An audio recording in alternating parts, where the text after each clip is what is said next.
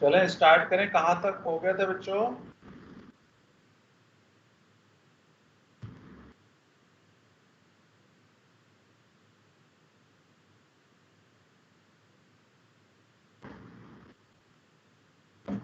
Sir 8 तक हो गया था। क्या कर लिया था हमने? R and S. R and S chiral carbon में आर एंड एस कितने कंपाउंड पे निकाल लिया था? काउंट करके बताओगे जरा।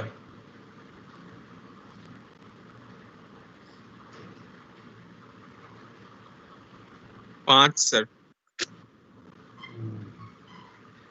ठीक है,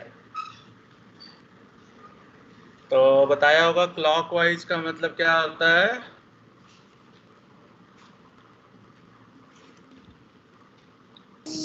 आर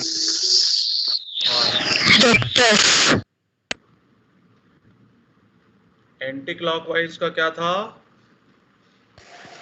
एस। एस। सेमेस्टर। लेकिन तब था जब 4 जो है वर्टिकल पे था, है ना? और अगर 4 मैंने बताया होगा हॉरिजेंटल पे हो, तब क्या करना है बच्चों? उल्टा कर देना है। उल्टा कर देना है सर। वाह भाई वाह, समझ गए आप लोग। चलो आई थिंक सभी लोग आ गए होंगे। शेयर करता हूँ।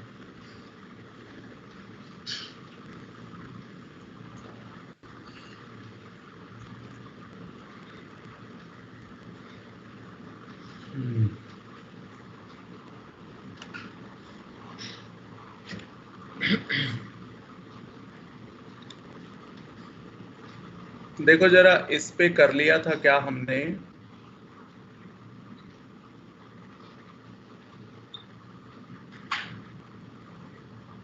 इस पे आर एस निकाल लिया था बच्चों? No sir. जरा देखना, 1 2 3 4, ये कैरल कार्बन है और ये कैरल कार्बन है। 2 कैरल कार्बन है, पहला और लास्ट इसलिए नहीं है क्योंकि हाइब्रिडाइजेशन sp2 होगा। अब जरा मुझे बताओ, सेकेंड पोजीशन पे 1 किसको दूं? सेकेंड पोजीशन पे 1 किसको दूं?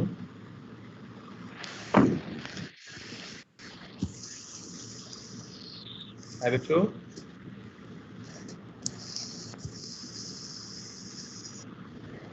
Okay, sir OH। आपने वो एक मिनट, आपने OH को सर। सीआईपी रूल मैंने बताया होगा ना आपको? Yes sir. Yes sir. बताओ, एटॉमिक नंबर सबसे ज्यादा एटॉमिक नंबर सबसे ज्यादा इसमें किसका है बच्चों? ऑक्सीजन। OH। 2 किसको दूं? C double bond OH। Very good, very good. बोलो, ये आर है या एस?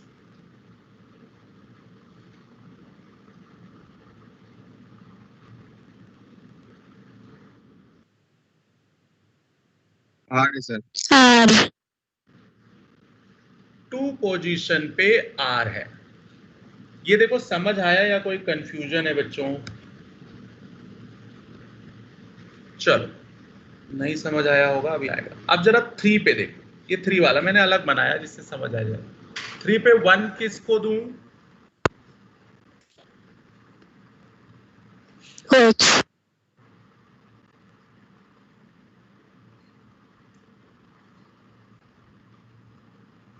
बोलो।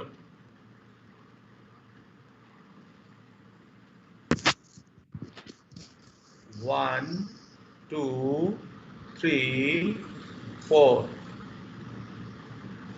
क्या आएगा? S।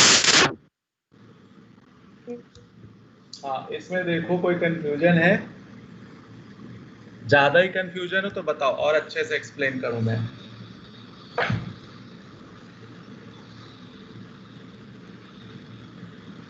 सर नहीं समझ आए? 4 तक जा तो रहे हैं, देखो। 1 के बाद 2, 2 के बाद 3, 3 के बाद फिर 4 पे तो आके रुके हैं। एक बात, हाँ ऊपर वाले में ध्यान से देखना बेटा, यहाँ से स्टार्ट किया 1 2 फिर 3 और फिर 4। अच्छा हाँ ठीक है, थोड़ा और आगे बढ़ जाओ, तभी भी रहेगा तो एंटी क्लॉकवाइज ही ना बच्चे को। आप 1 2 3 भी जाके देख सकते हो, कोई जरूरी नहीं बार बार 4 जाना है। समझ आया या नहीं आया बच्चों, पहले ये बताओ। सर अभी कनेक्ट हुए, सर अभी Yes, sir, कनेक्ट हुए, आगे। एक बार दोबारा बता दो। अभी कनेक्ट क्यों हुए? पीछे हम आधे घंटे से कनेक्टेड है।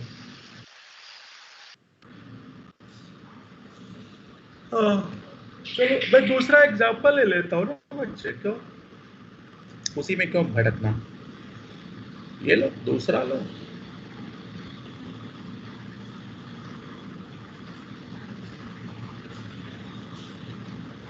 वन टू थ्री फोर, 2 और 3 इसमें कैरल है, तो 2 पोजीशन पे बताओ R और S। 1 किसको दूं मैं 2 पोजीशन में?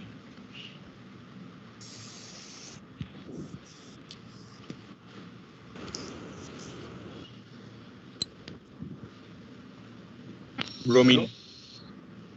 ब्रोमीन को सर। Very good. 2 किसको दूं?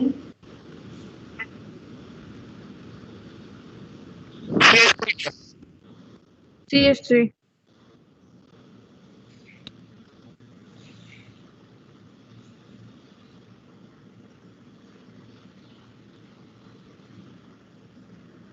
अच्छा मैंने नीचे वाले को क्यों दिया, CH3 को क्यों नहीं दिया 2? ये समझ, जरा ध्यान देना बेटे, यहाँ पे समझना है। इस 2 के लिए ये सारे एक ग्रुप होंगे। अब जरा ध्यान देना, ये कार्बन इससे डायरेक्ट अटैच, ये वाला कार्बन कॉमन हो गया, ये इससे डायरेक्ट अटैच, ये कार्बन कॉमन है, तो कार्बन कॉमन। अब इससे नेक्स्ट डायरेक्ट अटैच ब्रोमीन है, कार्बन है, हाइड्रोजन है, तो इसमें जिसका एटॉमिक नंबर सबसे ज्यादा होगा उसको लेते हैं। तो ब्रोमीन, कार्बन और हाइड्रोजन में एटॉमिक नंबर सबसे ज्यादा किसका है? ब्रोमीन का। और ऊपर सेकेंड पोजीशन पे कौन है? हाइड्रोजन। बोलो किसका ज्यादा होगा? नीचे में ब्रोमीन का। हाँ, इसीलिए उसको 2 मिल गया है बच्चे।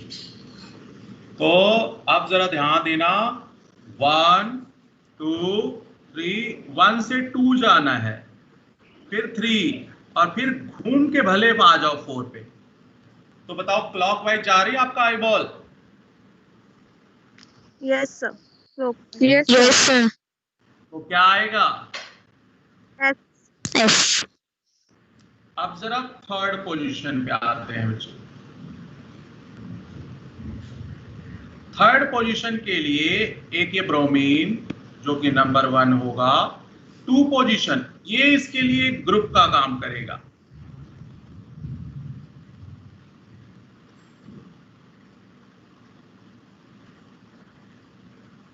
देखो ये नंबरिंग समझ आई कैसे? 1 के बाद 2 ऊपर मिल गया। बोलो बच्चे। Yes sir. Yes sir. 1 2 3 4। Anti clockwise जा रहा है लेकिन 4 हॉरिजॉन्टल पे है, ये 3 R हो गया। देखो समझ आया नहीं है? Yes sir. Yes sir. अब जरा Yes, sir. ऊपर वाले में मैं फिर से एक बार लौटता हूं। ये बताओ इसमें OH को तो 1 मिल गया, 2 आपने इसको क्यों दिया? क्या नीचे वाले को 2 नहीं देना चाहिए था आपको? जरा ध्यान दो। यस। OH में क्या होगा? पहला कार्बन, दूसरा ऑक्सीजन, तीसरा ऑक्सीजन, चौथा ऑक्सीजन और पांचवा हाइड्रोजन, यही लगेगा ना CIP रूल से। अब जरा ध्यान देना बच्चे, पहला इससे डायरेक्ट अटैच ये वाला कार्बन कॉमन हो गया, ये वाला कार्बन कॉमन हो गया, तो ये तो कॉमन हो गए। इसमें नेक्स्ट आपका ऑक्सीजन है, इसमें नेक्स्ट आपके पास ऑक्सीजन है, कार्बन है, हाइड्रोजन है, 3 ले सकते हो। तो नेक्स्ट इसका ऑक्सीजन, इसका भी ऑक्सीजन। अब इसका नेक्स्ट ऑक्सीजन और इसका नेक्स्ट कार्बन पड़ेगा, तो यहीं पे ये COH हायर प्रायोरिटी में आ गया, इसलिए उसको 2 मिल गया। आप देखो दोनों एग्जाम्पल रखने के बाद आपको व्यू क्लियर हो रहा है या नहीं हो रहा है? Yes sir.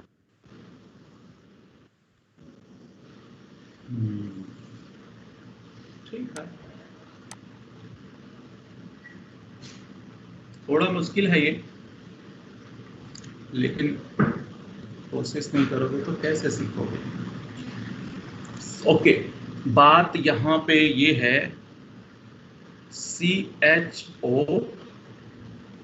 OH H H OH CHO। जरा मुझे बताओ R और S क्या होगा 2 और 3 पे?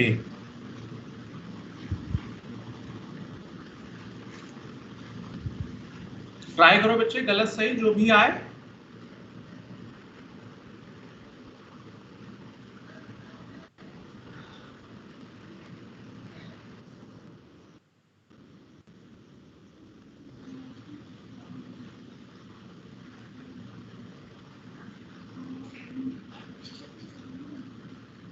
टू एस हो गया और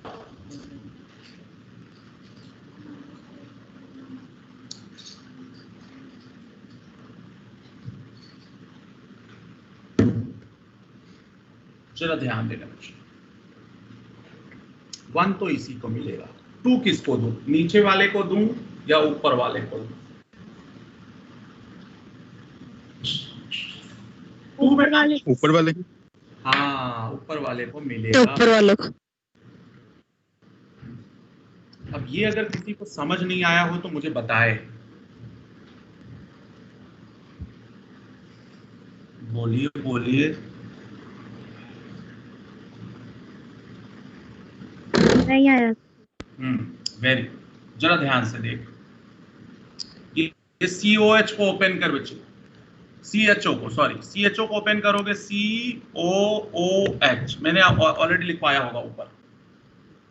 अब ये पहले बताओ, ये समझ आया कि नहीं कि ये कैसे हो गया?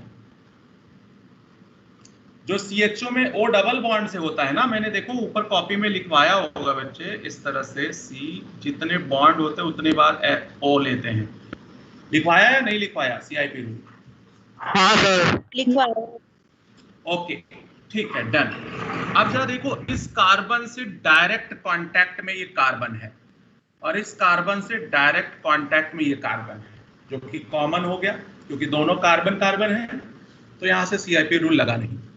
अब जरा देखो, इससे डायरेक्ट कौन कौन है? इससे एक डायरेक्ट है ऑक्सीजन, दूसरा डायरेक्ट है हाइड्रोजन और तीसरा डायरेक्ट है कार्बन। इन्हीं तीनों में आप कंपेयर कर सकते हो अगले से।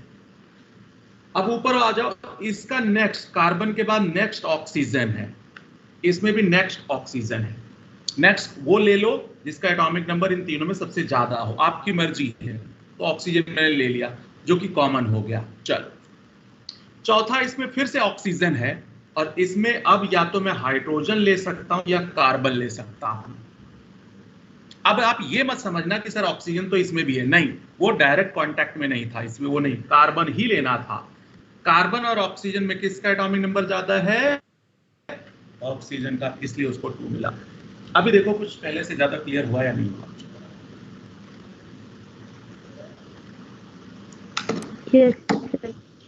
अच्छा, कई बार ये आपको फील होता है कि यहाँ CHO है, यहाँ CHO तो है ही है, बाकी ये चीजें ज्यादा हैं तो ये हो गया। नहीं, ऐसे नहीं है, CIP रूल ऐसे नहीं है बच्चे, है ना? ओके, चलो, अच्छा मैं इसको फिर से बना देता हूँ, कचरा फैल गया इसमें।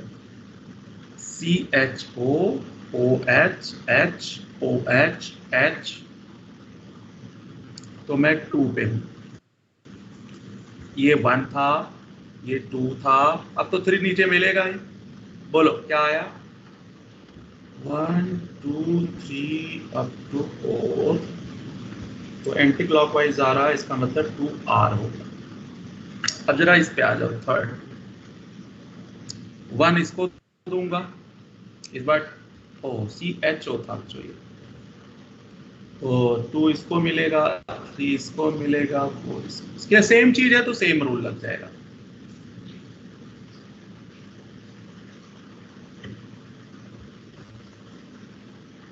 कितना हो जाएगा?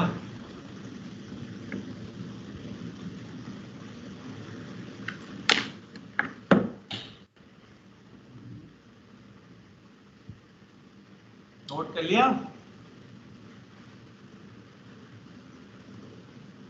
Yes sir. सर जी जी। सर एक बार इससे पहले वाला एग्जांपल दिखा दो। आप कैसे एक मिनट के लिए। बार बार आप डिस्कनेक्ट कैसे हो जाते हो? इससे पहले वाला एग्जांपल ये था आई थिंक, ब्रोमीन वाला। वो एक्चुअली में जब मैं समझाता हूँ ना तो उसमें कचरा फैल जाता है बच्चे।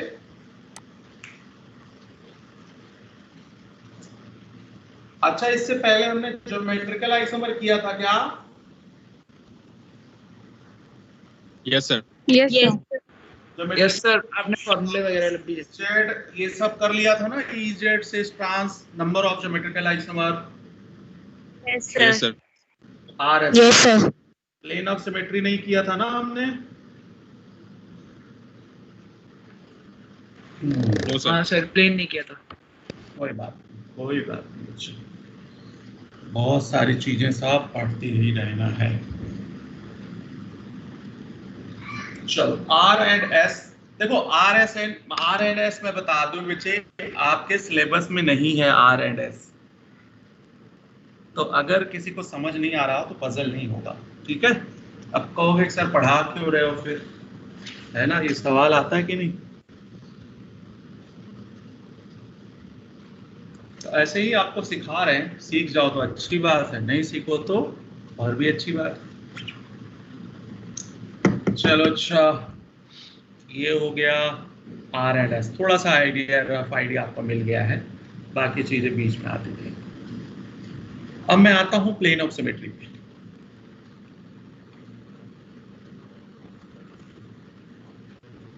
ये सब ऑप्टिकल आइसोमर के लिए रिक्वायरमेंट होंगे, plane of symmetry.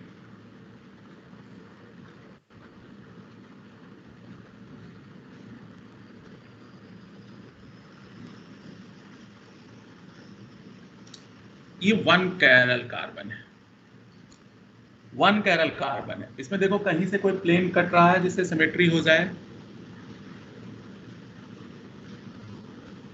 No sir. नहीं होगा। No sir.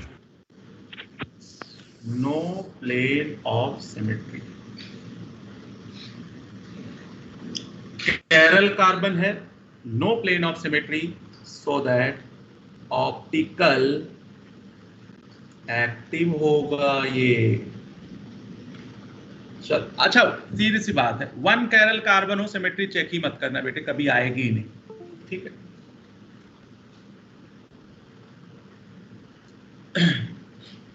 अब जरा ध्यान दो, COOH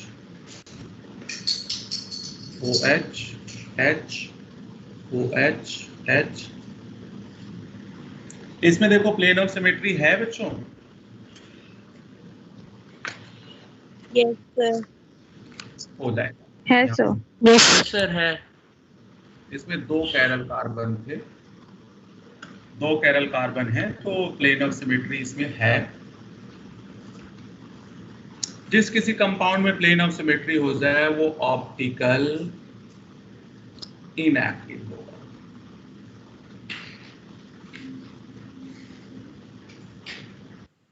ठीक है, ऑप्टिकल इनएक्टिव होगा। अब देखो OH H OH H, इसमें देखो प्लेन ऑफ सिमेट्री है क्या?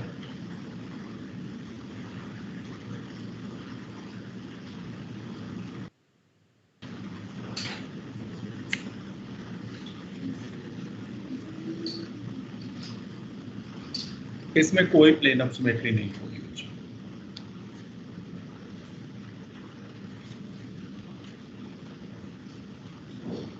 बना लिया?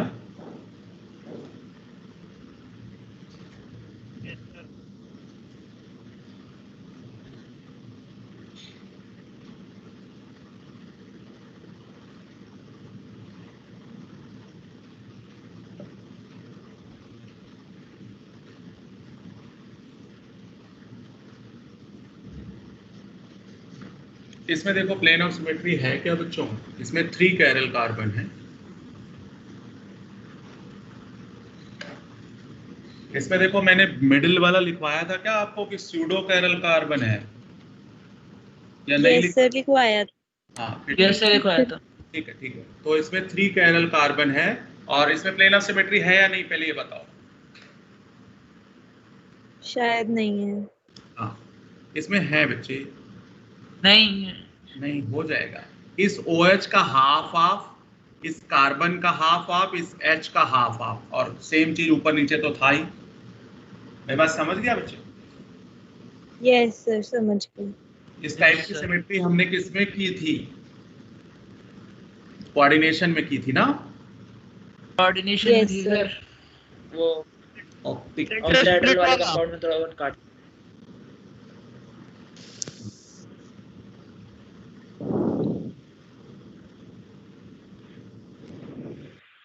OH में इधर कर देता हूं, जरा देखो है क्या।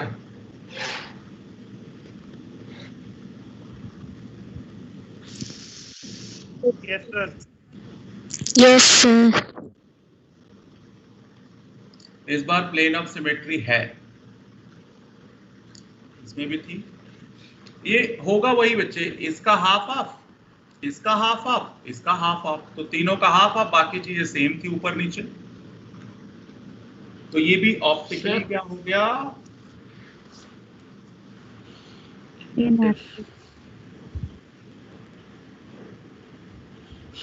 ओके उसी कंपाउंड में मैं हूं अभी, उसी कंपाउंड में मैं ये ले लेता हूं। बीच वाले का रिवर्स करने के बजाय मैंने लास्ट वाला रिवर्स कर दिया। मुझे बताओ अब की बार नहीं है। हाँ अब नहीं है, वेरी गुड। सर इस बार नहीं होगी। इस बार नहीं है ना? तो ये ऑप्टिकली एक्टिव होगा,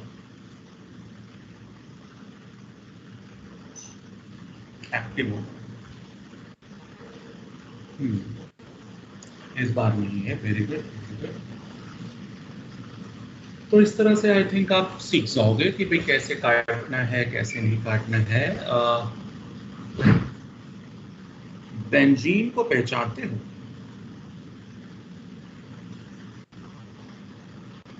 इसमें प्लेन ऑफ सिमेट्री है?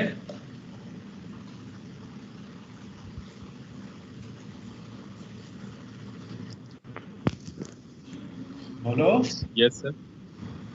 बिल्कुल होगा। Yes sir. सर है।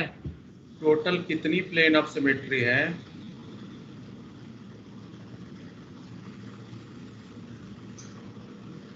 यहां से काट दो 1, 3, यहां से काट दो 2, यहां से काट दो 3। कितनी हो गई प्लेन ऑफ सिमेट्री? 3।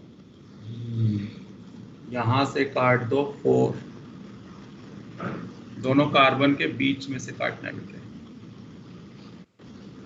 5, 6। तो प्लेन ऑफ सिमेट्री कितनी हो गई? बोलो। 6। एक और है अभी बच्चे, स्लाइस वाला। पूरे बेंजीन को आधा काट दो। टोटल प्लेन ऑफ सिमेट्री 7 हो गई। इसमें ये कुछ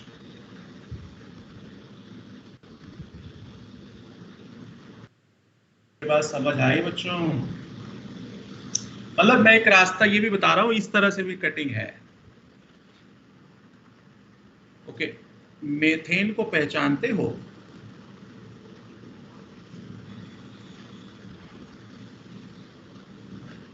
क्या इसमें प्लेन ऑफ सिमेट्री है बच्चों?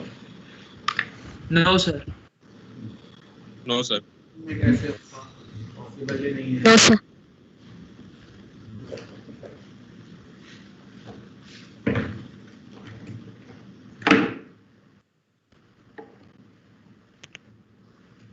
लिख लो 6 प्लेन ऑफ सिमेट्री।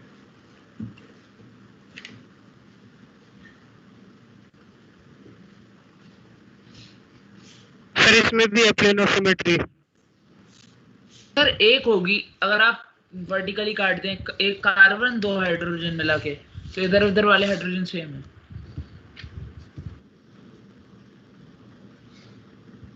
बेटे होना तो एक ही चाहिए था, लेकिन जानते ही हो ना कि क्या है ये केमिस्ट्री। हाँ, इसमें जो वो कहते हैं वही सच है, बाकी कुछ भी सच नहीं है कि नहीं? Yes sir. वो होता है ना कि भाई सर हाँ बोलो बोलो, क्या बोल रहे हैं, बोलो। सर उनकी बात पत्थर की लकीर। हाँ बेटे, लेकिन ये अच्छी बात ये है कि इतना पूछते नहीं है वो।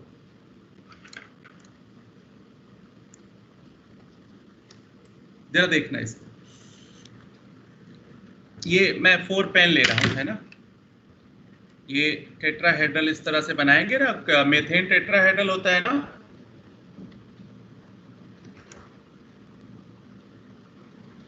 सर आपने स्क्रीन शेयरिंग बंद कर दी क्या? बेटा मेरा वीडियो ऑन है ना।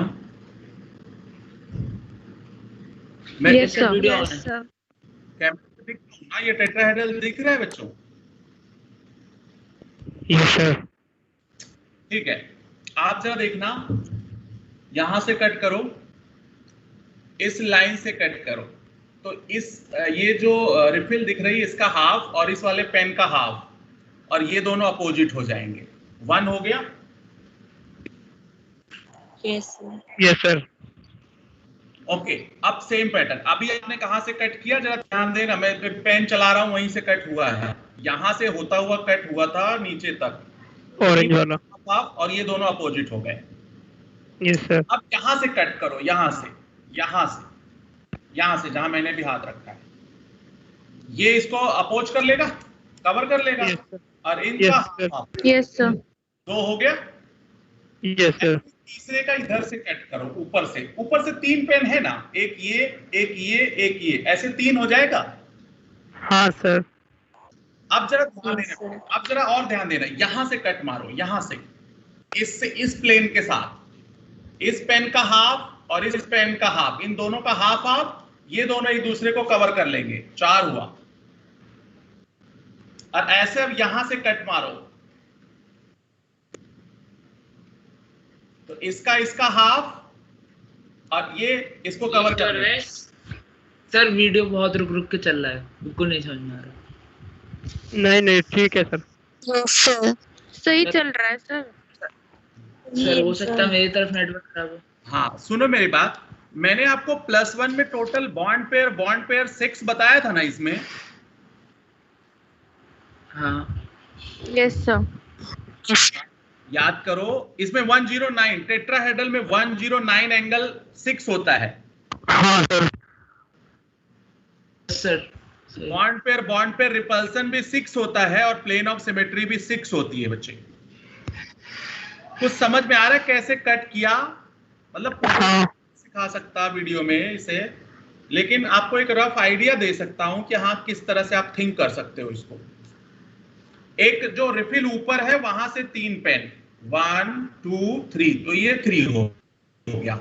उसके बाद ये वाली लाइन 1 2 3 1 2 3 यहां से, तो ये टोटल 6 आएगा बेटे। तो अगर समझ सकते हो तो समझ लो, अदरवाइज ना समझ आए तो रट। सर ये वैसे हो गया ना, जो सेगा 2 वी बना रहा था उनको स्लाइस कर दिया ऊपर का 2 साइड। हाँ जी हाँ, आप घर पे पेन बना लेना इस तरह जैसे मैंने बनाया 4, और आप उसमें से देखोगे तो आई थिंक आपको व्यू हो जाएगा उसका, है ना। एक पेन जो ऊपर होगा उससे 3 का, और नीचे जो 3 पेन होंगे उससे एक बार। तो चलो, नहीं तो फिर आप रट जाना, उसमें कोई बड़ी चीज नहीं। ओके आगे चलते हैं। अब ये देखो, इसमें दिखता है कहीं से, है इसमें कहीं से नहीं दिखेगा बच्चे। इसमें अगर मैं आपको बताना चाहूं तो एक बार ये वाला लाइन यहां से, तो ये इसको कवर अप कर लेगा, एक हो गया। एक बार यहां से, तो ये इसमें कट जाएगा, तो ये इसको कवर अप करेगा। छोड़ दो, एक बार यहां से, है ना। लिख लो प्लेन ऑफ सिमेट्री 6 है।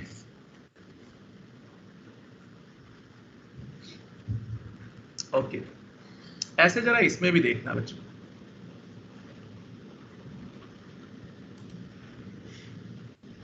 इसमें आप चाहो तो यहां से कट कर सकते हो, चाहो तो यहां से भी कट कर सकते हो। समझ आ गई बात बच्चों? चाहो तो आप पूरे मॉलिक्यूल का हाफ कर दो, तो 3 टाइप की प्लेन ऑफ सिमेट्री होंगी। 2 तो जो मैंने बनाया है, और एक पूरे मॉलिक्यूल को जैसा दिख रहा है वैसे ही काट दो, सभी 6 एटम का हाफ हाफ कर दो। मेरी बात समझ आ रही है बच्चों? स्लाइस बड़ा मुश्किल है, हालांकि मैं आपको फिर बता दूं, इतना डिटेल आपको जानने की कोई खास जरूरत है नहीं बेटे, तो समझ अगर नहीं आता तो परेशानी हो। इसमें मैं कहता हूं ज्यादा कुछ नहीं, लेकिन प्लेन ऑफ सिमेट्री तो होगा ना। मेरी बात समझ रहे हो बच्चे? तो आपको इस तरह से प्लेन ऑफ सिमेट्री देखना सीखना होगा, धीरे धीरे वो आ जाएगा। ओके, अच्छा, हमने कन्फर्मेशन आइसोमर कर लिया था बच्चे? Yes sir. हमने क्लिप्स किया होगा, स्टैगर्ड। सर एंटी गॉश वाला हो गया। हो गया? हाँ, आपने इथाइलिन ग्लाइकॉल का एक्सेप्शन भी बताया था। Very good, very good. Fischer projection हो गया था? नहीं।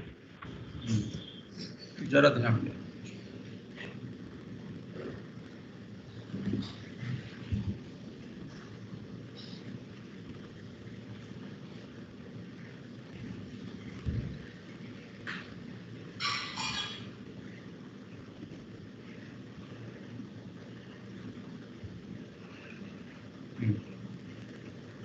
ये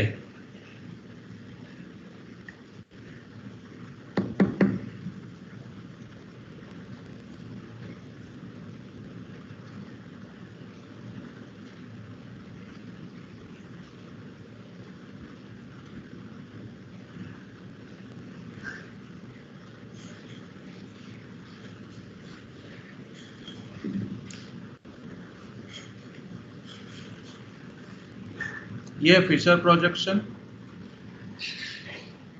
ये है न्यूमैन प्रोजेक्शन।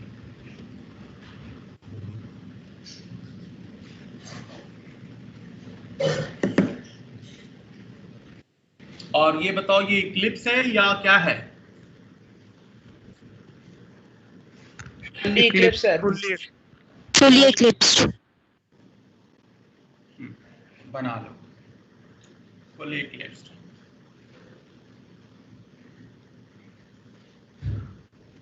ये 3D होता है बच्चों, और ये 2D होता है। 3D को 2D में कन्वर्ट कर दिया। जितने भी कन्फर्मेशनल आइसोमर्स होते हैं सबके सब 2D होते हैं।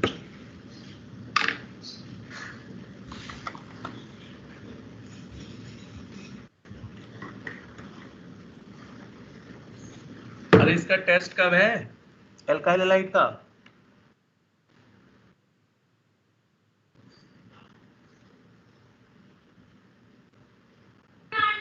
नवंबर में। ठीक है, तब तो ठीक है।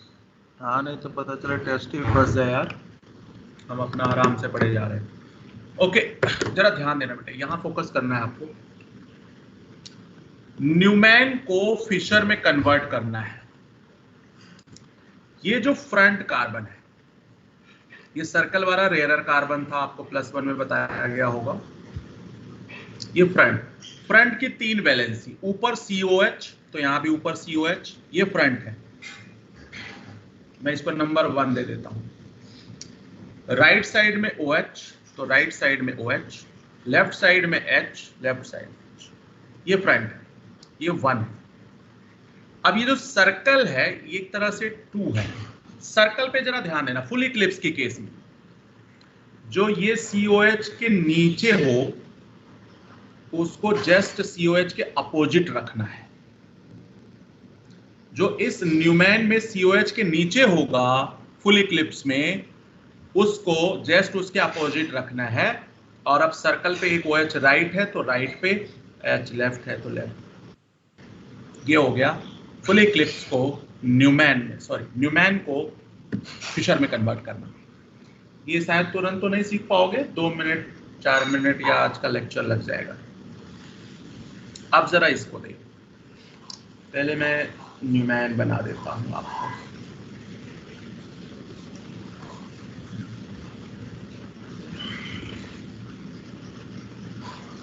ये है फ्रंट पोजीशन, वही रख।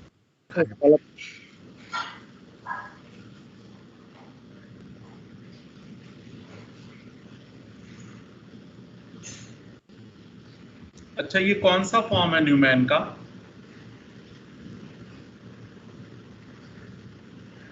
Anti Eclipse. मतलब स्टैगर्ड में गॉच और एंटी होता था ना, तो ये एंटी है। एंटी कैसे है समझ गए आप? इसी ऊपर वाले स्ट्रक्चर को कितने डिग्री घुमाया गया होगा? 180 डिग्री। 180 डिग्री घुमा दिया गया तो ये बन जाएगा।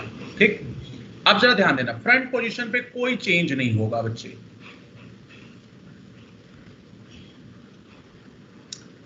और जो इसके अपोजिट होगा, ये एंटी वाले का मैं बता रहा हूं या गॉच का, जो इसके अपोजिट होगा वो इसके अपोजिट रहेगा। Right become left, right becomes left, left becomes right. ये नोट कर लेना है। Right becomes left, left becomes right.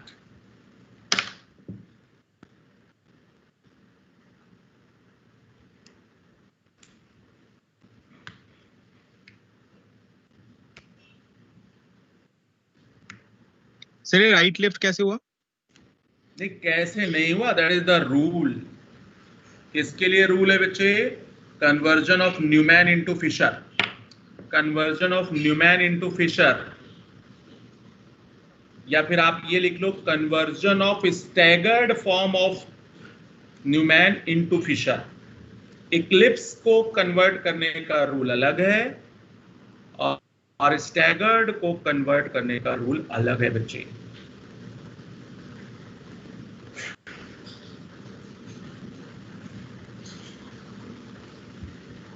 बना लिया? Yes sir. Very good, very good. जरा ध्यान से देखो।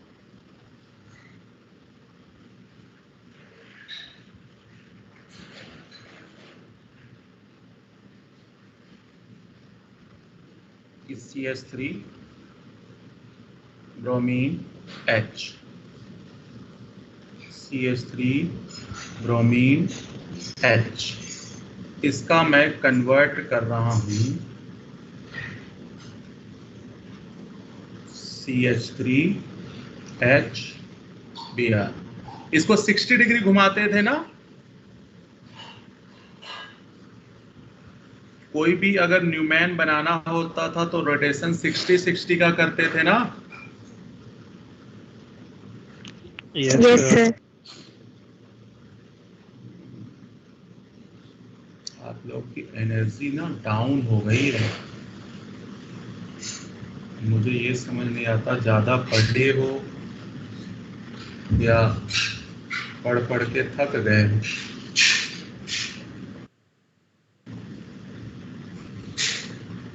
आप लोगों ने आंसर मिला लिया?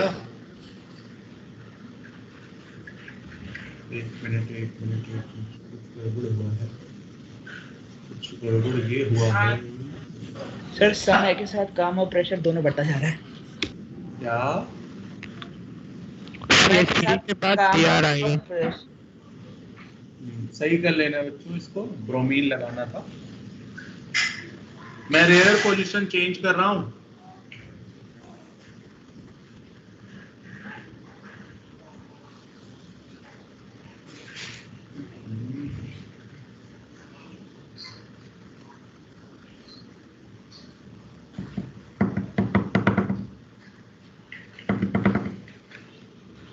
और अगर मैं बनाऊं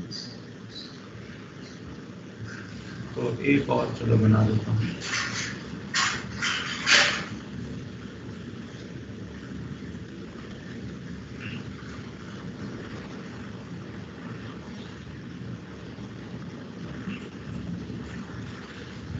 ऐसे एक बार और घुमाओगे तो एक और स्टैगर्ड बन जाएगा।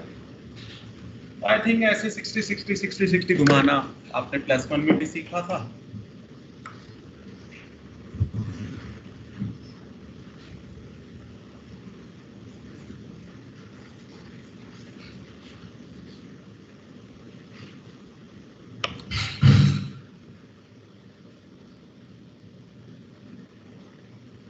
आगे चलें।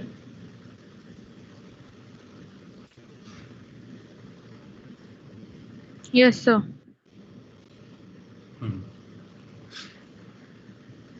अब ये तो कोई नई बात नहीं थी, तो आप ऑलरेडी जानते थे। अब हमें इस बंदे को कन्वर्ट करना है फिशर में। जरा ध्यान देना, ये इक्लिप्स है और ये भी इक्लिप्स है और ये भी इक्लिप्स है। ये स्टैगर्ड है, ये स्टैगर्ड है। इक्लिप्स का रूल मैंने क्या बताया था फिशर के लिए? फ्रंट पोजीशन सेम रखोगे, CH3 bromine right, H right. Eclipse में मैंने बताया था जो इसके नीचे रहेगा वो इसके अपोजिट चला जाएगा। राइट राइट में ही रहेगा और लेफ्ट लेफ्ट में ही रहेगा। ये इक्लिप्स का था। स्टैगर्ड का क्या रूल बताया था अभी? फ्रंट पोजीशन पे कोई चेंज नहीं। मैंने कहा था जो इसके अपोजिट हो वो उसके अपोजिट। राइट बिकम्स क्या? लेफ्ट। Left becomes right. अच्छा, ये राइट का लेफ्ट, लेफ्ट का राइट कब लगाते थे? जब स्टैगर्ड दिया हो। जी हाँ। स्टैगर्ड। अब इस मिथाइल के नीचे हाइड्रोजन है तो इस मिथाइल के अपोजिट हाइड्रोजन आएगा। राइट साइड में जो है वो राइट ही रहेगा, जो लेफ्ट में है वो लेफ्ट में ही रहेगा। ठीक है, ओके। अब फिर से आपका स्टैगर्ड है। फ्रंट पोजीशन पे कोई चेंज नहीं होगा, फ्रंट पोजीशन वही रहेगा। इसके लिए मैंने बताया था जो इसके अपोजिट हो वो उसके opposite, but right becomes left, left becomes. देखो दो ही रूल हैं।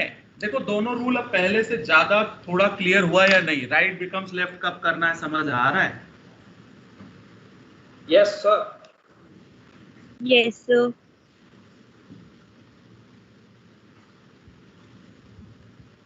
ये सब कन्वर्जन।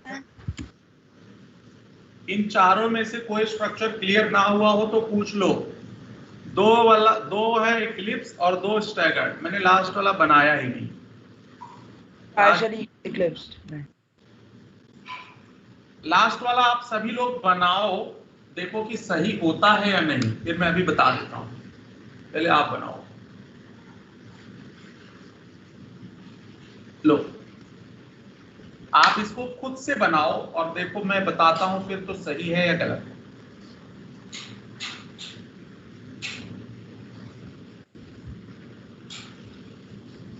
बना लिया sir. Very good, very good. ये लो, फिर अब मैं बना देता हूं। फ्रंट पोजीशन पे तो कोई चेंज ही नहीं है ना बच्चे, और जो इसके नीचे था वो उसके अपोजिट। राइट राइट में ही रहेगा, लेफ्ट लेफ्ट में ही रहेगा। देखो अगर गलत हो गया हो तो इसका मतलब है कॉन्सेप्ट क्लियर नहीं हुआ।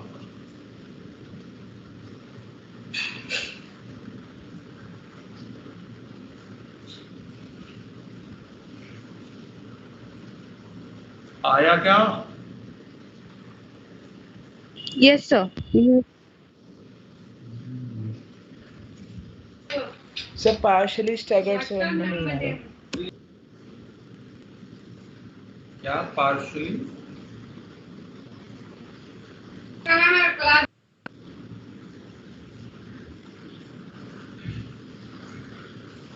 क्या कह रहे पार्शियली?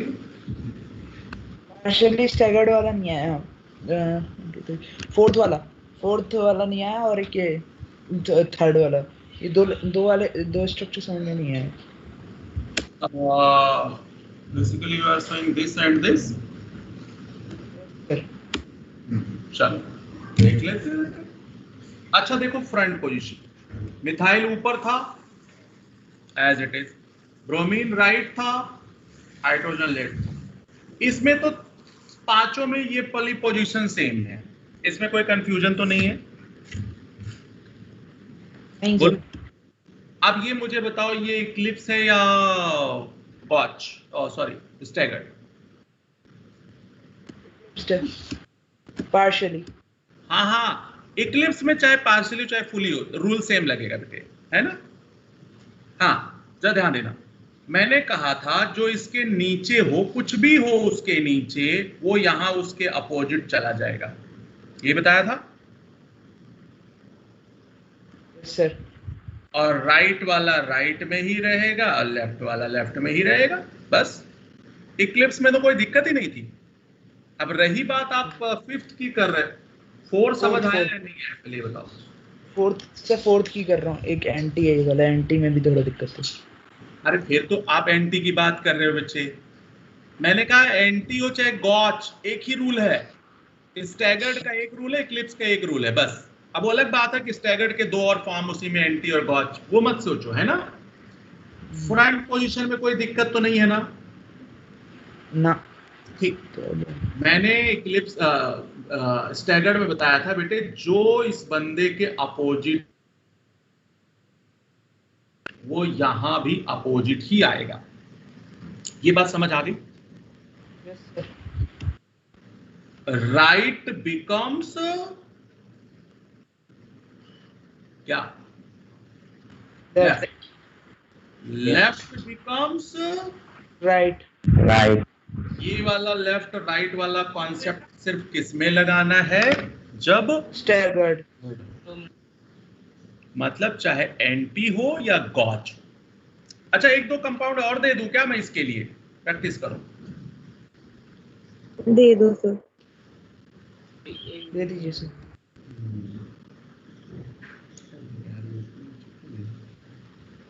चलो मैं ये बना देता हूँ, कुछ भी बना देता हूँ, कोई फर्क नहीं है। यहाँ COOH, ब्रोमीन H, और मैं यहाँ ले लेता हूँ COOH, यहाँ ले लेता हूँ ब्रोमीन।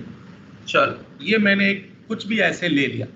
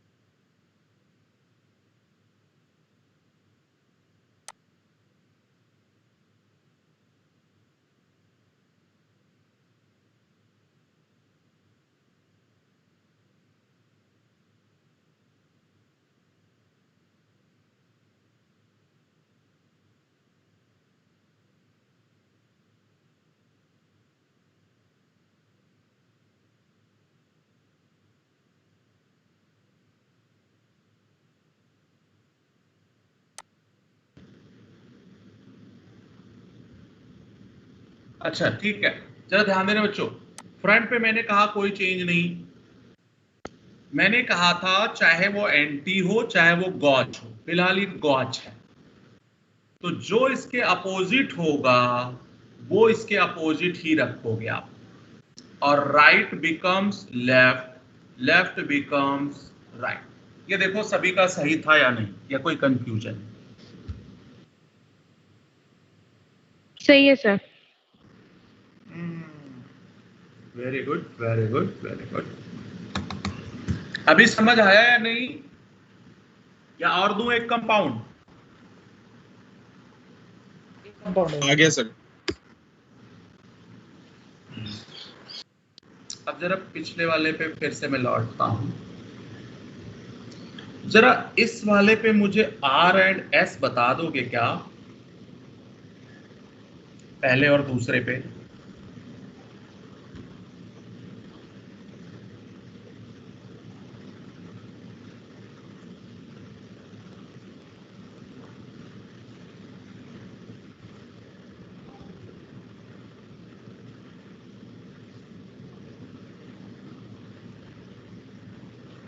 R एंड S बताओ पहले पे।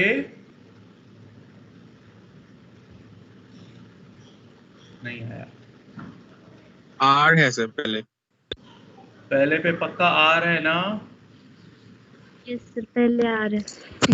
Yes sir. यस सर, आ रहा है। पहले आ रहा है सर। जरा ध्यान देना, मैं इस कंपाउंड को यहां लेता हूं, उसी कंपाउंड को ले रहा हूं, वहां पे स्पेस नहीं था।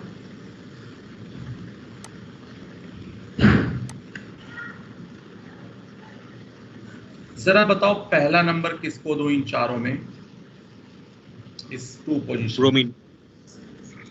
दो किस? BR, bromine. दो ब्रोमीन किस? को सर। नीचे या ऊपर? नीचे। नीचे। नीचे। वेरी। तो बताओ 1 2 3 4 क्या आएगा, R या S?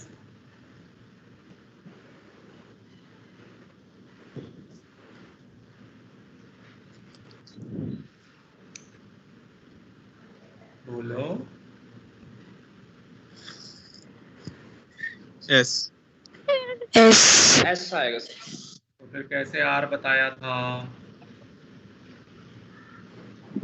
नेक्स्ट पे आओ, 1 2 3 और 1 2 3 4। ये एंटी क्लॉकवाइज जा रहा है लेकिन 4 हॉरिजॉन्टल पे है, तो आना चाहिए S, लेकिन ये आ जाएगा R। ये देखो समझ आएगी या नहीं समझ आई बात? और ये कंपाउंड तो मैंने अभी पीछे करवाया हुआ होगा यार, अपनी कॉपी तो पलट के देखो। अच्छा शायद यहाँ OH लगा दिया था उस टाइम पे, ठीक है, ओके। तो इसका मतलब आप यहाँ गलत कर गए बेटे। ये कितना आना चाहिए था? 2 क्या आएगा? एस। 3 पे बोलो। 8। चलो अब इस पे बोलो। इस पे तो 2S सब पे ही रहेगा, क्यों? क्योंकि वो तो चेंज हुआ ही नहीं था ना, ये वाली पोजीशन तो सब पे सेम थी। अब जरा इस पोजीशन पे मुझे बता दो क्या आएगा, ध्यान से बताना।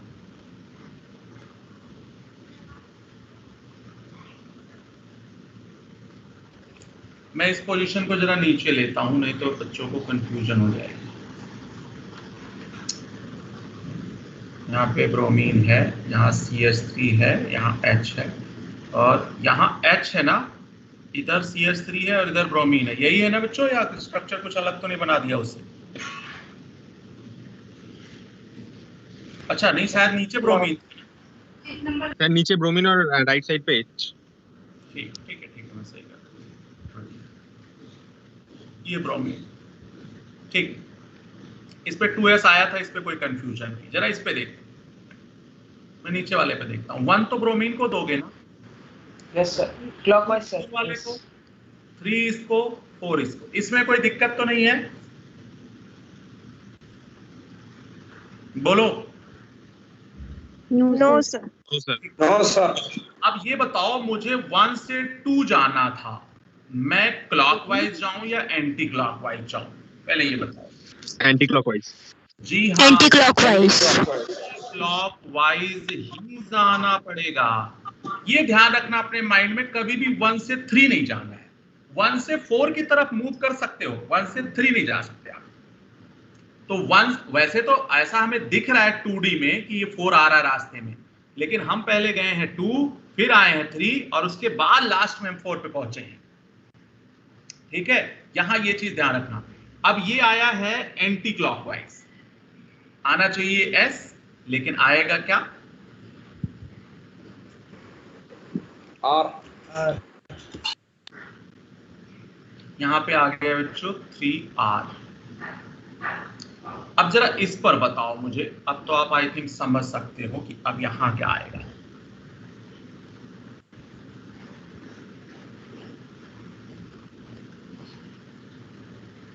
बोलो बच्चे, थर्ड के सेकेंड कैरल कार्बन पे आपको R एंड S बनाना है।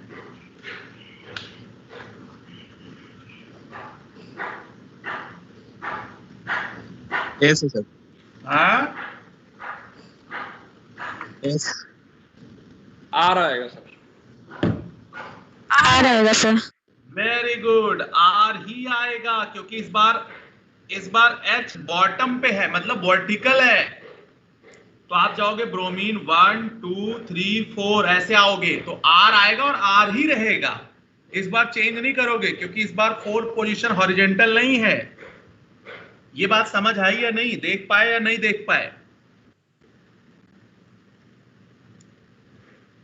Hello, yes sir. Yes sir. बेटे आप लोग अगर ऐसे इनएक्टिव रहोगे ना तो फिर पढ़ाई नहीं हो पाएगी।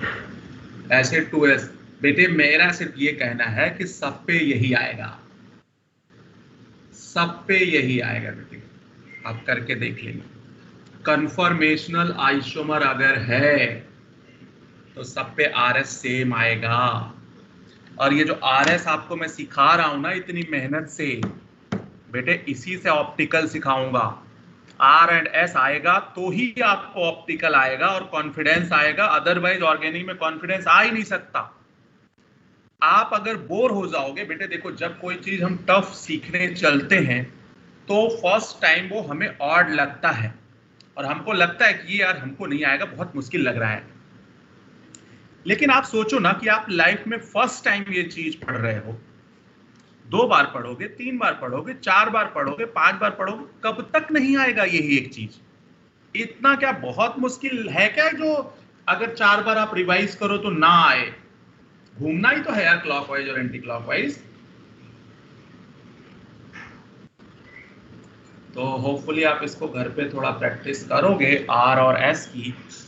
एक्चुअली में आप ज्यादातर बच्चे क्या करते हो, डर जाते हो यार ये मेरे बस का नहीं है, क्विट कर जाते हो। क्विट करोगे तो सीख नहीं पाओगे।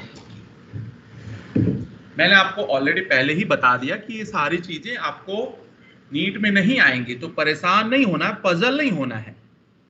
लेकिन इसी से रिलेटेड जो आनी है नीट में, वो चीज फिर आप नहीं सीख पाओगे। ठीक है, तो ये कभी ये थोड़ी ना कहेगा फिशर को न्यूमैन में कन्वर्ट करके दिखाओ या न्यूमैन को फिशर में, ऐसा कुछ नहीं आना है। ठीक है, ओके। अब मैं चलता हूं अपने काम की चीज जो हमारे लिए है इंपॉर्टेंट। अच्छा, एक और चीज अभी रह गया बेटे, सॉहॉर्स स्ट्रक्चर बताया था ना +1 में, घोड़े वाला। Yes sir. ऐसे ऐसी पूंछ बताई थी ना।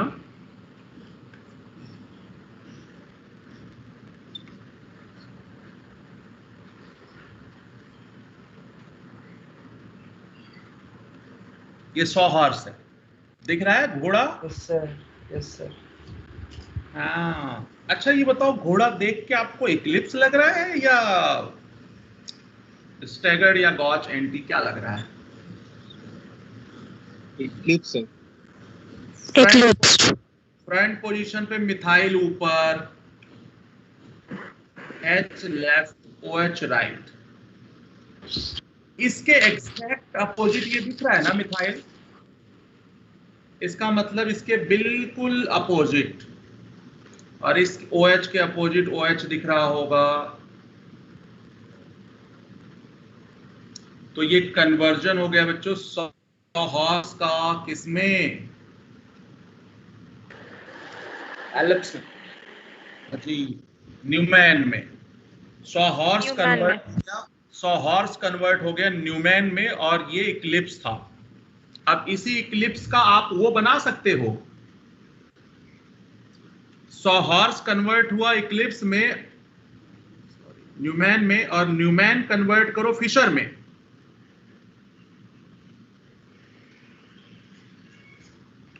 जो इसके नीचे है वो उसके अपोजिट हो जाएगा, और राइट वाला राइट में, लेफ्ट वाला। तो ये तीनों एक दूसरे को आप आपस में कन्वर्ट कर सकते हो बच्चे।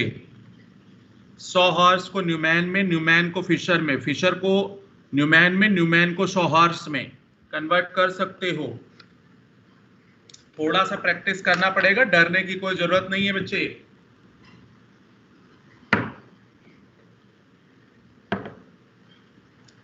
देखो अभी सिंपल है या नहीं, ये वाला समझ आया ये?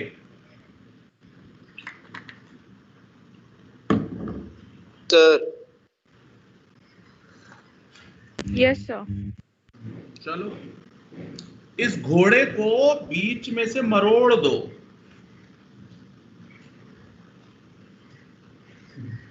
तो क्या कर सकते हैं, इसकी टांग ऊपर नीचे कर दें।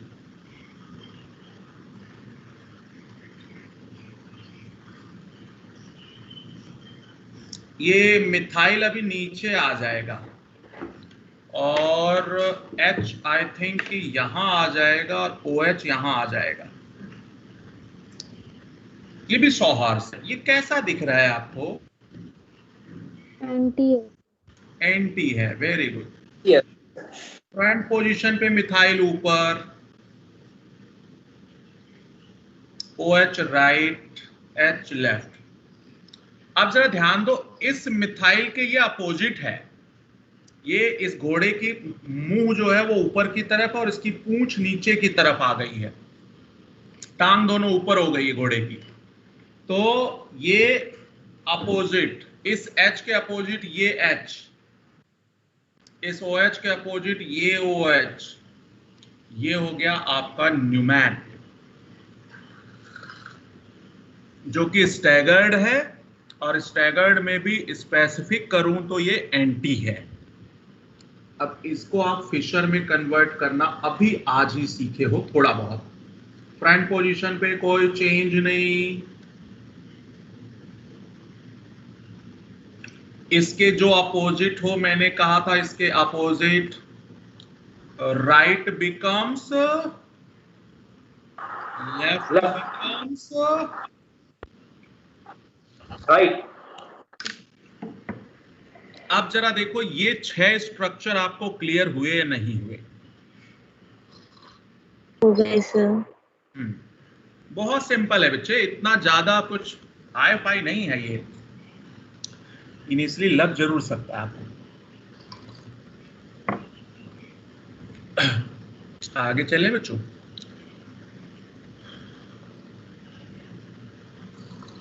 Yes sir. ओके ओके, इतना है। ऑप्टिकल पढ़ने के लिए इतनी चीजें चाहिए थी। 1.5 लेक्चर तो लग गया हमें ऑप्टिकल पढ़ाने के लिए।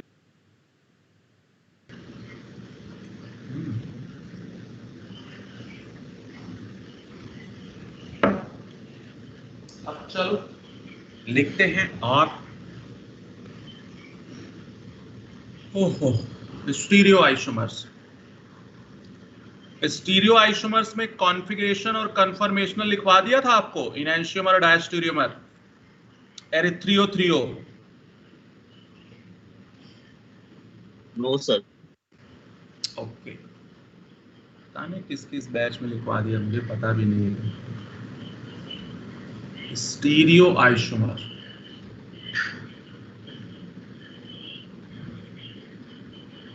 स्टीरियो आइसोमर्स के 2 पार्ट, एक कॉन्फ़िगरेशनल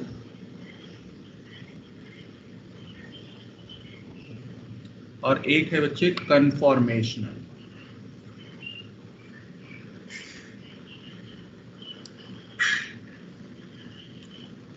कॉन्फ़िगरेशनल आइसोलेबल होता है, मतलब एक दूसरे से अलग हम कर सकते हैं। कन्फर्मेशनल जो होता है बच्चे नॉन आइसोलेबल होता है।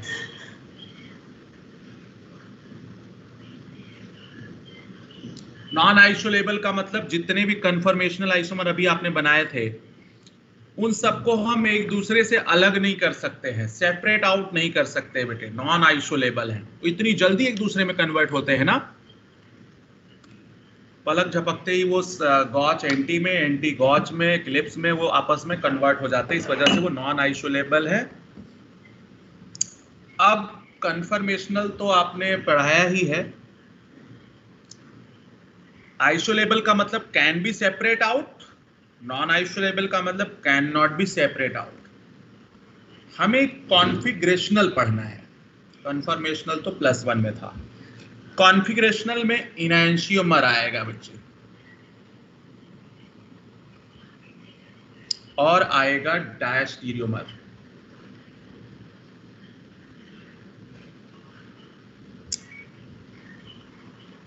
इनैंशियोमर जो होगा वो मिरर इमेज,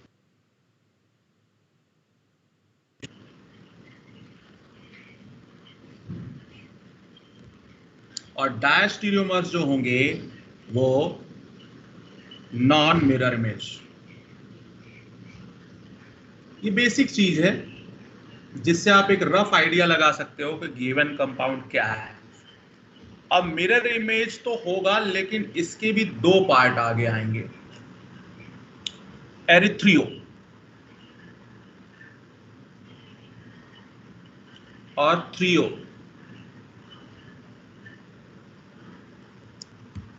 एरिथ्रियो इनैंशियोमर और थ्रियो इनैंशियोमर। अब इसमें क्या आएगा, डायस्टीरियोमर भी 2 पार्ट में, ज्योमेट्रिकल जिसमें कि आपने सिस ट्रांस पढ़ा था, और ऑप्टिकल।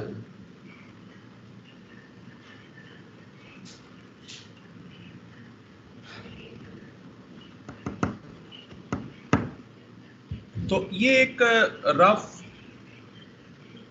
है ना, फ्लो डायग्राम है एक तरह से। 3 होते हैं आइसोमर। आइसोमर जो होता था, एक होता था स्ट्रक्चरल, जिसमें आपने +1 में पढ़ा था, chain, position, functional, meta, tauto, ring chain, वो था स्ट्रक्चरल, वो बेसिकली +1 में था।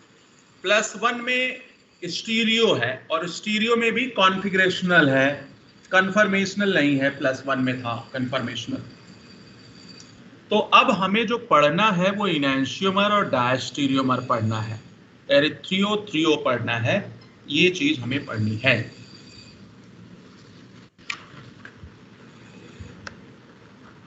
कुछ समझ में आ रही बात बच्चों?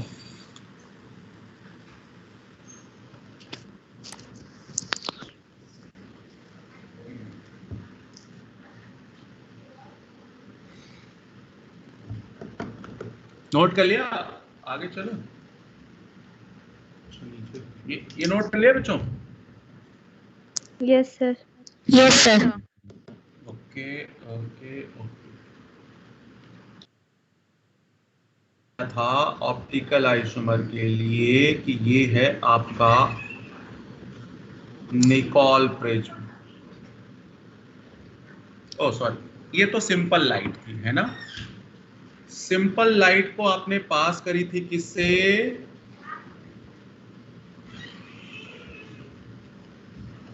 निकोल प्रिज्म से। ये आपने बनाया हुआ ऑलरेडी। तो ये किस में चली जाती है? प्लेन पोलराइज्ड लाइट हो जाती है, PPL। आई थिंक अब फिजिक्स में आने ही वाला होगा या आ गया होगा। PPL।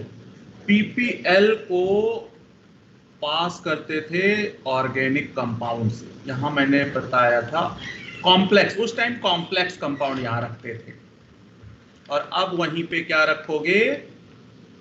Organic compound. यहाँ पे रख दिया आपने ऑर्गेनिक कंपाउंड।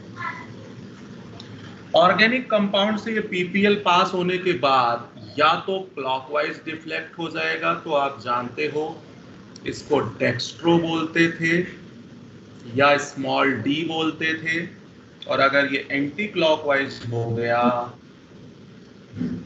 तो आपको पता है इसको लेवो बोलते थे या स्मॉल एल बोलते थे। और अगर इस ऑर्गेनिक कंपाउंड से पास होने के बाद कोई भी डिफ्लेक्शन आ गया तो ये ऑर्गेनिक कंपाउंड बोलेंगे optically active compound. Optically active के लिए मैंने, आप निकॉल पीपीएल तो पास नहीं करवाओगे, मैंने प्लेन ऑफ सिमेट्री के बेसिस पे बताया है आपको। प्लेन ऑफ सिमेट्री अगर किसी में ना आए तो ऑप्टिकली एक्टिव होगा। अब मैंने एक चीज और बताया था, इससे पास करवाया और कोई डिफ्लेक्शन नहीं हुआ, ये भी ऑर्गेनिक कंपाउंड होगा। इससे पास करने के बाद कोई डिफ्लेक्शन नहीं हुआ, इसका मतलब ये ऑर्गेनिक कंपाउंड कैसा होगा? ऑप्टिकली इनएक्टिव होगा। और ये जो कंपाउंड बनेगा ये मेजो कंपाउंड। तो जिसमें डेक्स्ट्रो और लेवो होगा वो इनएंशियोमर बन सकते हैं।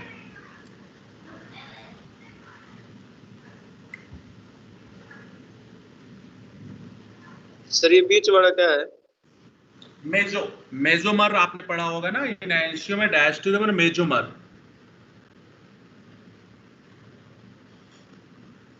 मेजोमर होगा।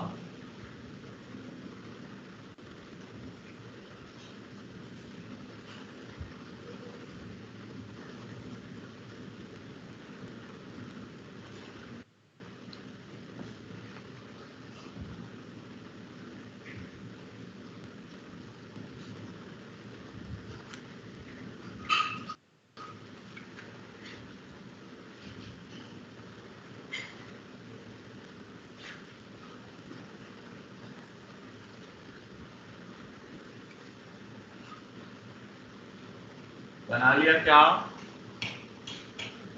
ये तो हमने ऑलरेडी कोऑर्डिनेशन में बना रखा था, बस वहां कोऑर्डिनेशन कंपाउंड वहां था और यहाँ उसी की जगह ऑर्गेनिक कंपाउंड से पास करेंगे।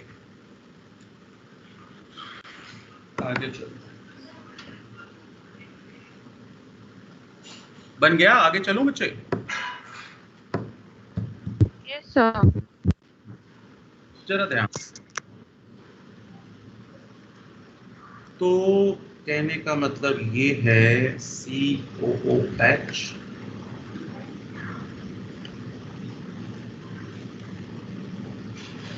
H।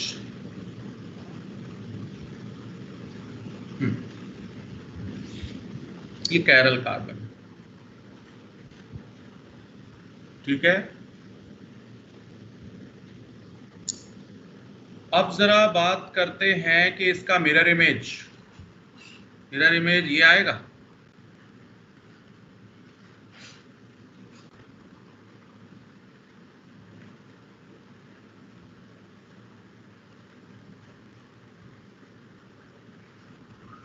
नोट कर लिया? Yes sir. Yes sir. Plane of symmetry इसमें नहीं होगी क्योंकि सिंगल कैरल है, तो प्लेन ऑफ सिमेट्री की बात ही नहीं होगी। ये अगर पीपीएल को डेक्स्ट्रो में रोटेट करेगा तो ये पीपीएल को लेवो में रोटेट करेगा, मतलब ये डी, इसमें से कोई भी डी कोई भी एल हो सकता है, मैंने पहले ही बताया हुआ कोऑर्डिनेशन। तो ये दोनों एक दूसरे के इनएंशियोमर होंगे।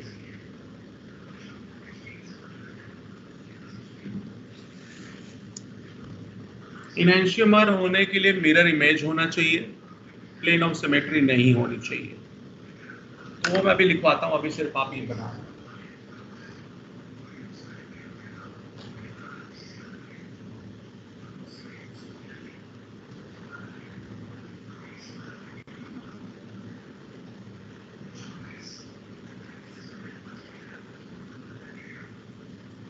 नोट कर लिया बच्चों? Yes sir. Yes sir. ये तो वन कैरल था। मैं 2 कैरल लेता हूं,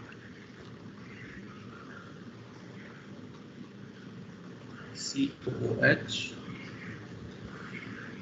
यहाँ पे CH3 कर दें।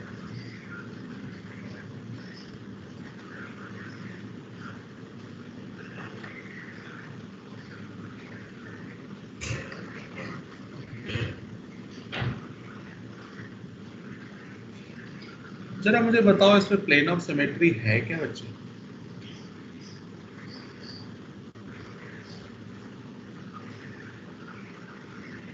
No sir. पहले नो वाले सर नहीं है। प्लेन ऑफ सिमेट्री है क्या?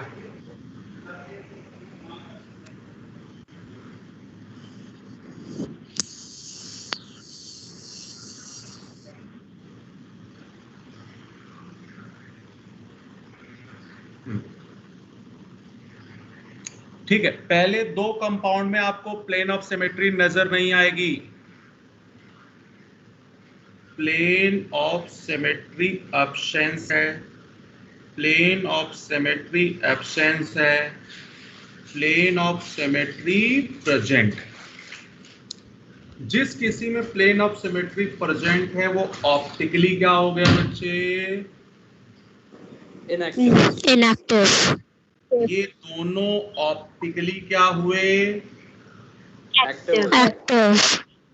गुड। एक क्वेश्चन तो अपने आप में यही है कि मॉलिक्यूल एक्टिव है या मॉलिक्यूल इनएक्टिव है, तो आप बता देना।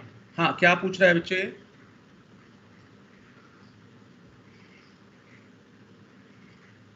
कुछ पूछ रहे थे? ओके, छोड़ो, जरा ध्यान देना बच्चे। कितना नोट कर लिया? Yes sir. Yes sir.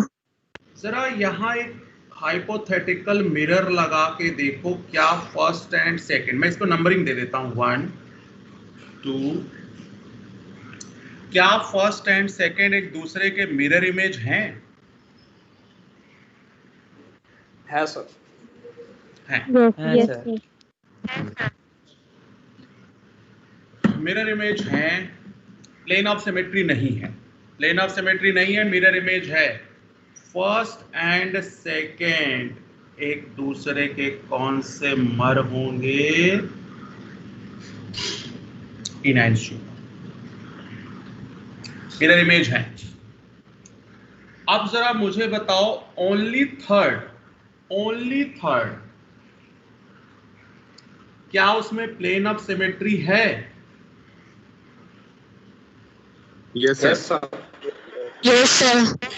जिस किसी कंपाउंड में प्लेन ऑफ सिमेट्री आ जाए वो कौन सा मर होगा? मेसोमर। मेसोमर की सबसे बड़ी पहचान है, मेसोमर होगा सर। हाँ, प्लेन ऑफ सिमेट्री आ जाए बस, ऑप्टिकली इनएक्टिव। अब जरा मुझे ये बताओ, फर्स्ट एंड थर्ड, जरा फर्स्ट एंड थर्ड के बीच में एक हाइपोथेटिकल मिरर रख के देखो, क्या फर्स्ट एंड थर्ड एक दूसरे के मिरर इमेज हैं क्या? नहीं सर। नहीं है। No sir. नहीं है ना? तो first and third mirror image नहीं है, और डायस्टीरियोमर की यही कंडीशन है कि मिरर इमेज नहीं होने चाहिए। तो ये हो गया डाया। जरा मुझे सेकेंड और थर्ड में एक जरा हाइपोथेटिकल मिरर रख के देखो, क्या ये एक दूसरे का मिरर इमेज है? Second and third? नो ये सर। भी नहीं है सर। No sir. इसका मतलब सेकेंड एंड थर्ड एक दूसरे का मिरर इमेज नहीं है, तो ये भी क्या हो गया? बोलो बोलो।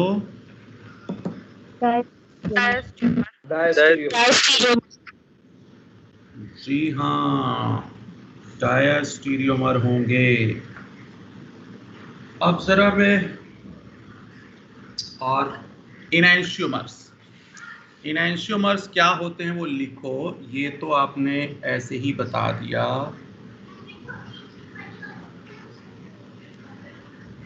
इनएंशियोमर compound which are mirror image of each other. Compound which are mirror image of each other. एक बात, and optically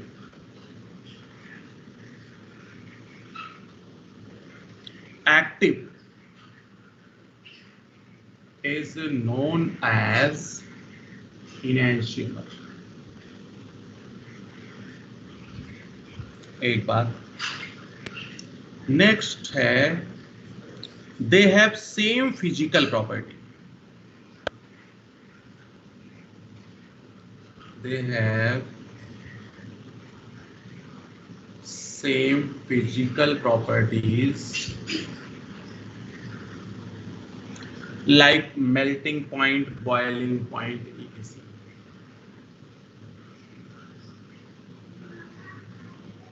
एक बात, so they cannot separated. बेटे क्लास लीव आउट मत करना, 5-10 मिनट आगे जाएगा, मैं नहीं जानता. They cannot be separated by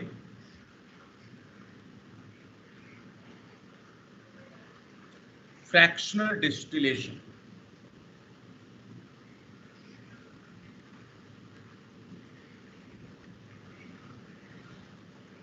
है ना, तो हम इसे सेपरेट नहीं कर सकते. Next, they have identical chemical properties.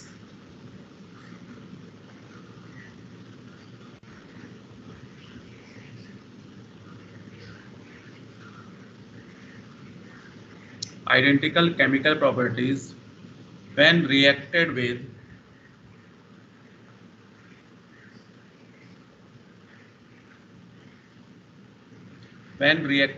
optically inactive compound. Optically inactive compound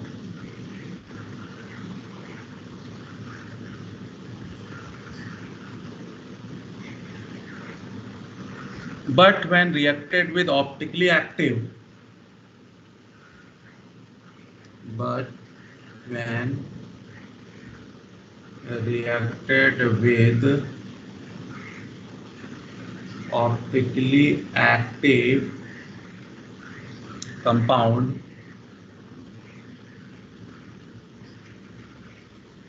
they have a specific reaction site.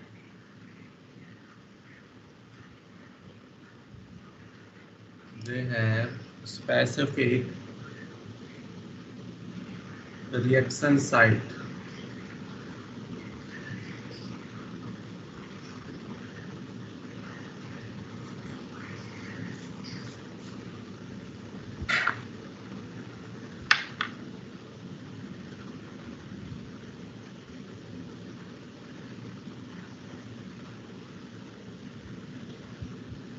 सवेरा तो नहीं हो गया? No sir.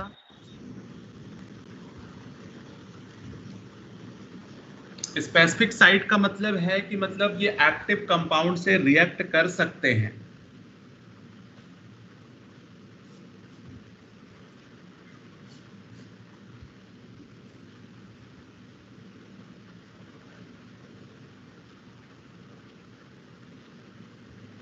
ऑप्टिकल रोटेशन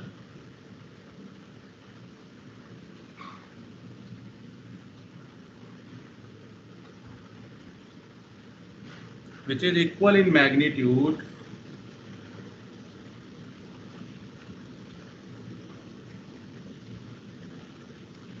क्या बोला है sir? but in opposite direction.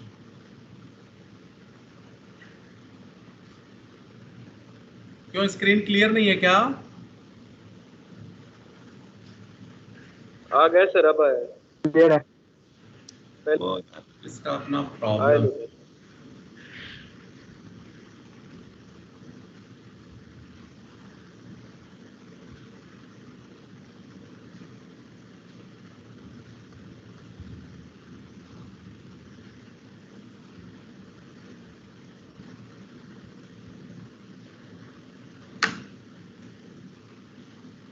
Note कर लिया? Yes sir. Sir third point का मतलब क्या है? इसका यस सर। हाँ, ये रिएक्शन अभी आगे आएगा बेटे, वो मैं समझ गया। इसकी रिएक्शन मैं बताऊंगा आपको एल्डिहाइड कीटोन में, मैं याद दिलाऊंगा। Okay sir. यहाँ नोट करके छोड़। आगे आते बच्चों डायस्टीरियोमर, वो भी लिख लेते हैं।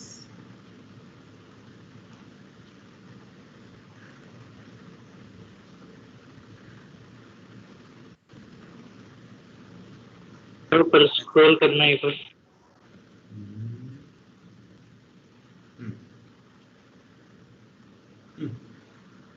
स्क्रीन कहाँ चली गई? स्क्रीन आ रही बच्चों आप लोगों को? No sir. खाली से जा रही है सर। आ रही है सर। आ रही है सर। आ तो रही है, यहाँ से मुझे तो कुछ दिख नहीं रहा है।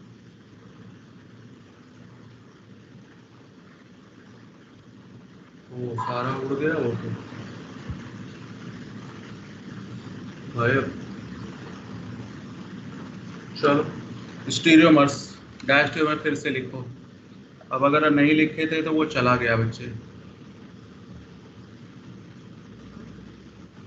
पता नहीं क्या मुसीबत है।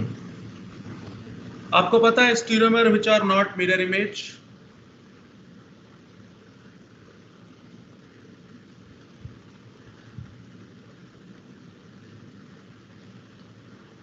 which are not mirror image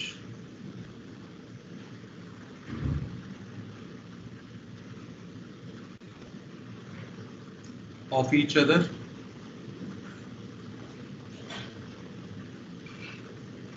ये ऑफ है,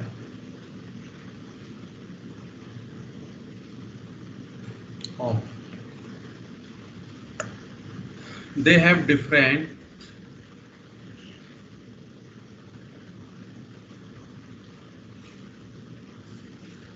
physical properties.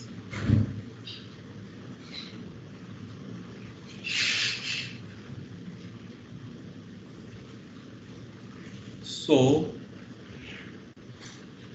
they can be separated by fractional distillation,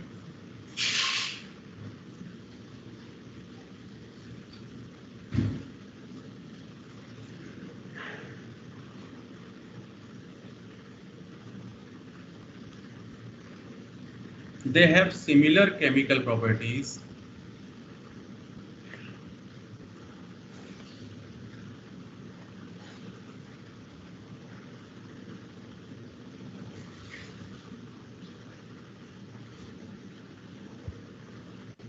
but not identical.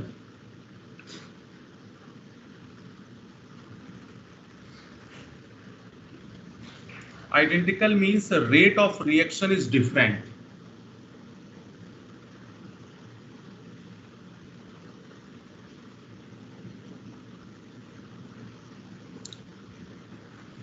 Identical का मतलब रेट दोनों का सेम होता है, लेकिन नॉन आइडेंटिकल का मतलब रेट सेम नहीं। तो ये है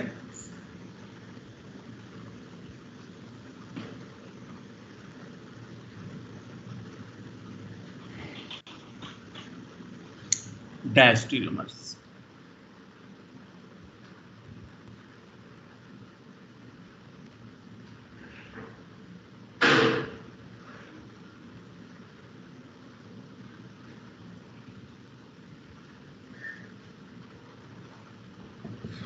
बन गया बच्चों? Sir yes sir. Yes sir. क्या सर डायस्टेरियोमर में एक ऑप्टिकली एक्टिव और एक ऑप्टिकली इनएक्टिव है? नहीं, ये भी हो सकता है, दोनों ऑप्टिकली एक्टिव भी हो सकते हैं, ठीक है। वो मैं अभी एग्जांपल और दूंगा ना, अभी तो एक ही एग्जांपल दिया है ना, अगला पूरा लेक्चर में भी इसी में चला जाएगा, ठीक है बच्चे। Okay sir.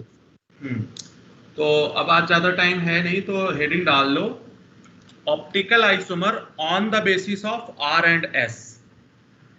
ऑप्टिकल आइसोमर्स नीचे स्क्रॉल करना थोड़ा सा। Sorry, optical isomers on the basis of R and S.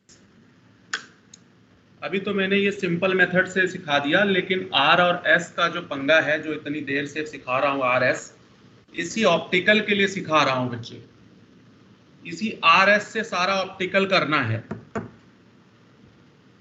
और उसी आर एंड एस से +1 की कम से कम 4 से 5 रिएक्शन जो कि आपको आज तक नहीं आई हैं, वो आएंगी और हमेशा के लिए आ जाएंगी। तो आई थिंक अगले लेक्चर में यहाँ से आगे कंटिन्यू करते हैं, है ना। हेडिंग मैंने इसलिए डलवा दिया कि मुझे याद रहे कि मुझे करवाना क्या, नहीं तो इतने बैच है ना बच्चे कि भूल ही जाता है इसमें क्या कहाँ छोड़ा था और क्या नहीं करवाया था। अच्छा, ध्यान से आर एंड एस की प्रैक्टिस करोगे सभी लोग घर पे। +1 का जो पोर्शन है वो रिवाइज करके रखोगे, और ये जो हम ऑप्टिकल पढ़ रहे हैं एटलीस्ट ये जरूर पढ़ लेना, अदरवाइज आगे के लेक्चर्स में दिक्कत आएगी आपको, ठीक है। सर हाँ बोलो। +1 की ओजोनोलाइसिस फिर से पढ़ाओगे? वो सर वो काफी वो हार्ड लग रही है थोड़ा। 1 मिनट यार, +1 की जितनी भी रिएक्शन है सब दोबारा होंगी, सब की सब, ठीक है। ओजोनोलिसिस तो जब हम एल्डिहाइड कीटोन में आएंगे, ओजोनोलिसिस से एल्डिहाइड की प्रिपरेशन होती है, कीटोन की प्रिपरेशन होती है, एसिड की प्रिपरेशन होती है। तो वो चैप्टर तो हमें अभी पढ़ना है ना, एल्डिहाइड कीटोन एसिड वाला। अभी तो हम एल्काइल हैलाइड का 4 पेज पढ़े हैं बस, और कुछ नहीं पढ़ा हमने अभी तक। अभी तो बेस ही बना रहे हैं हम तब से, बस SN1 SN2 पढ़ा है आपने, ठीक है बच्चों। इस पे प्रैक्टिस करना। थोड़ा मुश्किल लगा आपको RS? सर एक चीज पूछना था। हैं? सर जो मतलब वो स्ट्रेट चेन में अगर 3 कार्बन हो तो बीच का जो सूडो कायरल कार्बन होता है, तो अगर सर 4 कार्बन हो तो बीच के दोनों सूडो है? जी हाँ, दोनों सूडो हो सकते हैं, ठीक है सर। तो चलो, ये थोड़ा सा मुश्किल कई बच्चों को लगा होगा, लेकिन परेशान नहीं होगे, अगले लेक्चर में आई थिंक सारा क्लियर हो जाएगा। आज अभी आधे पे रह गया, इसलिए मजा नहीं आया, है ना। सर जो SN2 रिएक्शन है सर ना, एक बार सूडो कायरल कार्बन जानना था एक बार। कोई बात नहीं, अभी उसको छोड़ दो। सूडो कायरल कार्बन मैं आपको अगले लेक्चर में मुझे याद दिलाना, ठीक है। सर सारा पढ़ा लूं तब मैं आपको उस पर और डिटेल जा सकता हूं, एक बार मुझे याद दिला देना बेटे।